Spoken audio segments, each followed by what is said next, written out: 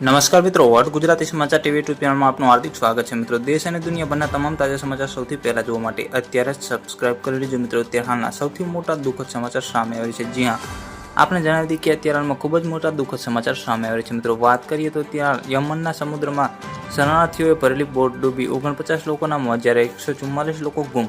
મળતી માહિતી મુજબ આપણે જણાવી દઈએ કે અત્યારે હાલમાં યમનના શરણાર્થીઓ અને સ્થળાંતર કરનારાઓને લઈ જતી બોટ ડૂબી ગઈના સમાચાર સામે આવી રહ્યા છે। મિત્રો, મળતી માહિતી મુજબ આપણે પણ જણાવી દઈએ કે બોટ ડૂબતા 49 લોકોના મોત થયા હતા, જ્યારે આઈએમઓએ અહેવાલ આપ્યો હતો। જ્યારે મળતી માહિતી મુજબ આપણે જણાવી દઈએ કે અહેવાલો અનુસાર સોમવારે બોટ પલટી, જેમાં લગભગ 260 લોકો સવાર હતા।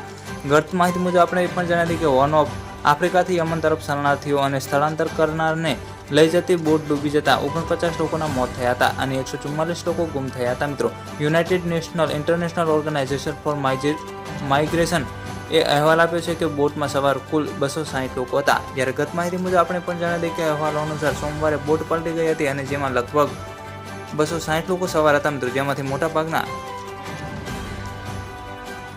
ઇથોપિયા અને સોમાલિયાના હતા। મિત્રો, તે બધાને સોમાલિયાને ઉત્તરી દરિયાકાંઠે નીકળી એડવિનના અખાતને પાર કરીને યમન પહોંચ્યા હતા। તેનું અંતર લગભગ 320 કિલોમીટર હોવાનું કહેવામાં આવી રહ્યું છે। હોર્ન ઓફ આફ્રિકા અને પૂર્વ આફ્રિકાના શરણાર્થીઓને સ્થળાંતર કરનાર સાઉદી અરેબિયા અને આ ક્ષેત્રના અન્ય આરબ દેશો સુધી પહોંચવા માટે યમન દ્વારા જોખમી મુસાફરી કરવાનો સામનો કરવો પડી રહ્યો છે। મિત્રો, પલ પલની માહિતી વિડીયો મળતી રહેશે। વિડીયો લાઇક, શેર અને સબસ્ક્રાઇબ કરવાનું ભૂલતા